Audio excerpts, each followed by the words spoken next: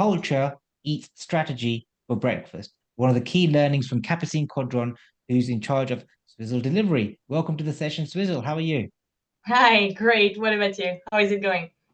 Amazing, and thank you very much for joining us here today. So let's go straight into it, my dear. Tell us a bit more about your business and what kind of service you provide. Yeah, of course. Hi, everyone. So I'm the co-founder of Swizzle. Think of Swizzle as your go-to buddy to the world of alcohol. So our goal is to make the buying process as enjoyable as the actual drinking. And I actually created Swizzle because I felt the pain point most people feel when they choose a bottle of wine or spirit. I remember back in my early 20s, before I became educated in wine, I felt really lost with all the weird labels, prices, and mixed advice. I just remember feeling super overwhelmed, not knowing how to pick a bottle, etc. And so, after doing my wine certification, I started thinking of how to solve this frustration. And on top of that, after the pandemic, when we all miss socializing, I realized how much we value these moments of joy and connection. For many of us, like a good wine or drink is just part of these amazing social moments. So why was picking that perfect bottle so tricky and not enjoyable? And why can't we just like what why can buying wine be as much fun as actually drinking it? So that's how I created Swizzle. On Swizzle, we provide great recommendations, value, and convenience all in one app. So you don't have to visit specialty stores. And we select every bottle on the app, making sure it's worth it. And we give you personalized recommendations very quickly directly on the app. So for me, Swizzle is basically about letting everyone feel the happiness that I get myself when I find an amazing bottle, but without the stress or second guessing and without breaking the bank. So that's why I've been super excited to work at Swizzle for the past year with my co-founder, Guillaume. Amazing, amazing. So really make people not waste their time, energy, and effort on choosing the wrong bottle of wine, for example, but choose the right one and start enjoying it right away. And talking of enjoying it right away, you've been in business for a year now. Plenty of businesses would have gone bust by now, 95% of them, but you're still here and you're kicking onwards and upwards. So, Capucine, would you like to maybe share the top three lessons you've had in these Yeah, first year of business? absolutely. So I would say like the number one that is by far the most important for me is if I and by the way, if I were to start from square one in business again, that's what I would do, is I would emphasize ruthless prioritization Hmm. right from day one. From my experience, without clear priorities, it's super easy to drown in a myriad of tasks, many of which are basically not the real game changer. And I've Hmm. been there thinking, well, it's fine. This task will just take me 30 minutes, but those half-hour tasks, they just do pile up. And suddenly you've lost like hours that you could have spent with loved ones or just simply recharging, and your overall productivity would have been the same. So I experienced, sharing personally, I experienced burnout because of this actually, and working so many hours and feeling exhausted all the time was just a general mood for me. But then with my co-founder, we began holding regular prioritization meetings. The game completely changed. Wow. And we became faster, much more efficient. We just found a healthier work-life balance. And believe me, it's not about, uh, I would say, cutting corners. It's really about being laser focused. So Hmm. having a crystal clear vision, set goals, and priority roadmap, that's just like the number one tip I would give. And yeah, and you can even like one very tactical tip that I would give to people is put everything in your calendar that you're working on. I color code everything, and at the end of the week, I check, was I working on my top three priorities? And if not, I actually noticed that those were the weeks where I was working crazy hours. I was working on stuff that weren't needed. And when I stopped having those and really reprioritizing, that's where I found that work-life balance in a startup, which is incredible to believe that it's possible. So that was like my first thing. And my second and third, yeah, go ahead.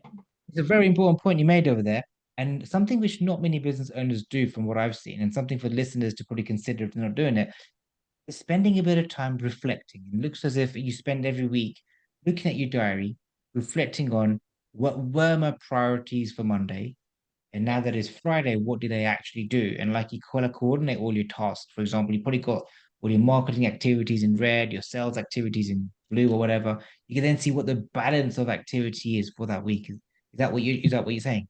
It's exactly what we've been doing. Yeah, every week I recommend that you do like a prioritization meeting with your team, and you just make sure these priorities are aligned for everyone, because sometimes you look at your workload, you prioritize, and then you realize, well, I'm doing something that someone else could have done, or you're duplicating work. But this communication with your team is critical, and you do have to reflect on it every week. That's my recommendation. It will save you so much time.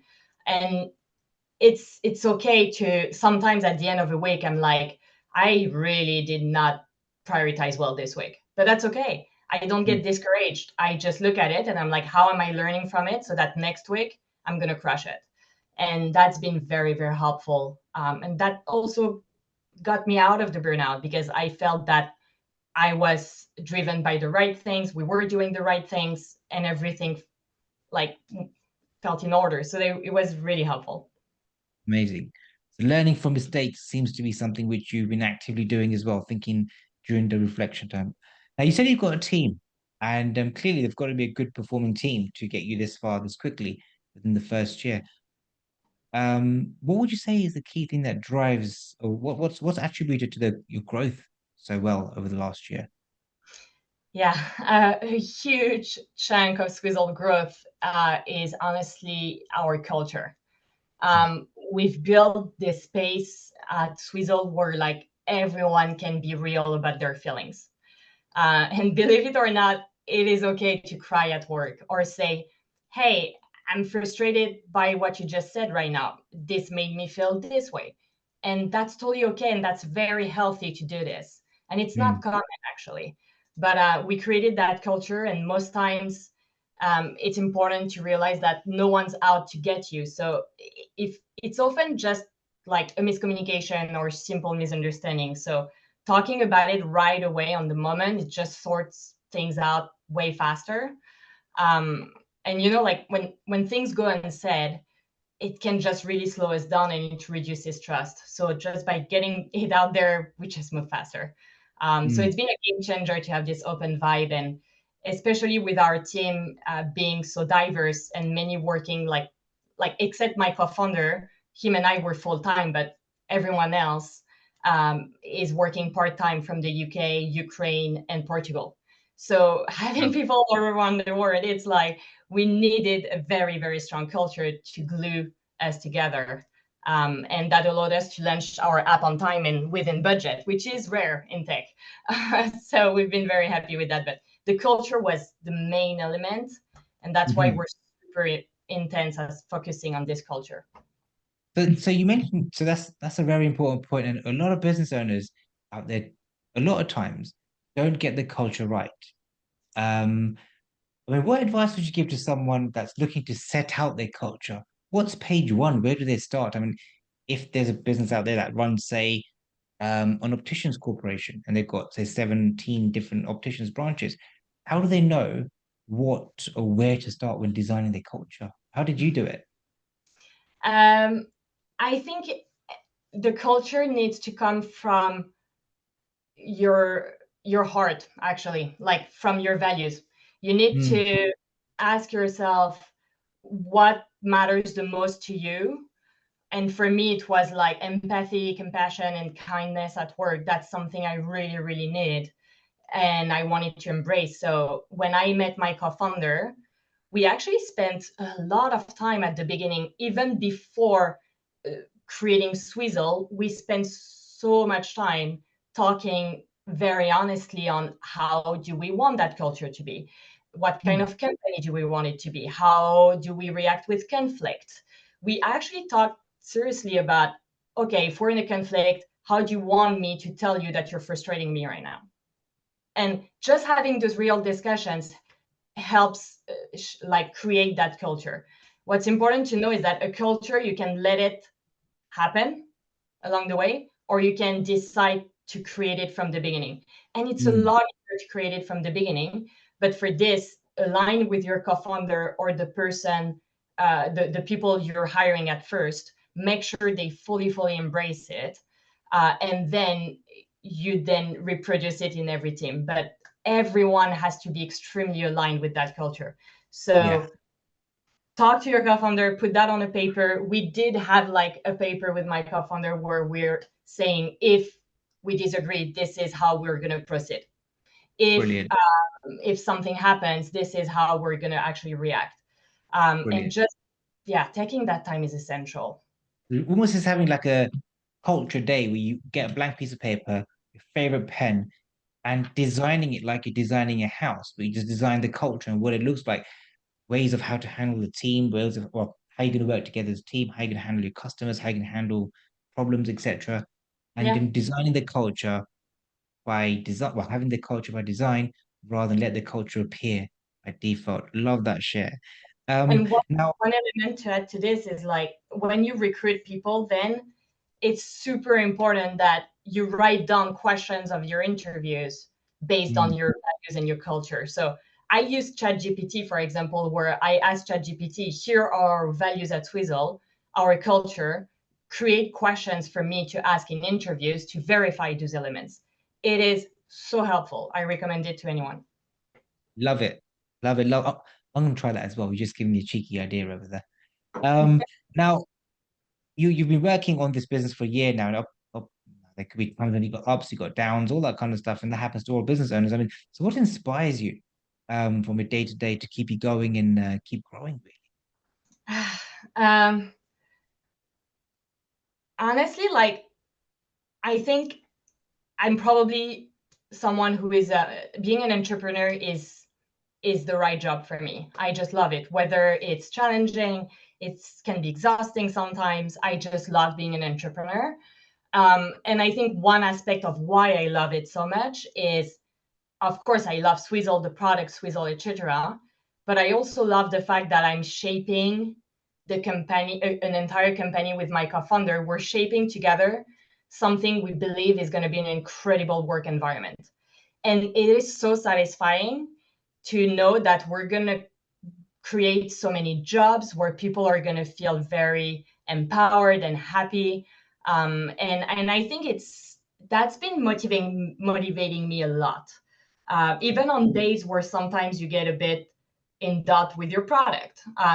What really keeps me going is, well, I know that like I'm creating an incredible culture and company, Mm, and I've been looking around for like leadership styles, and I get really inspired right now with the rise of compassionate leadership. It's something that people start talking more and more.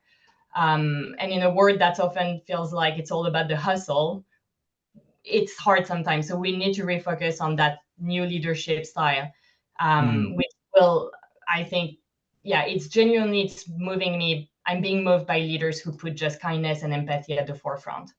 And they show us that success is not like just about the bottom line. It's about creating an environment where everyone's just feels valued and heard. And I think this approach resonates with me deeply, especially given our culture at Swizzle. So um, yeah, Yeah, it's just like teams led with compassion are just more cohesive, innovative, and resilient. And that's a win-win, really. So that motivates me. It's just creating that leadership style and that culture and a company where everyone's going to feel super happy.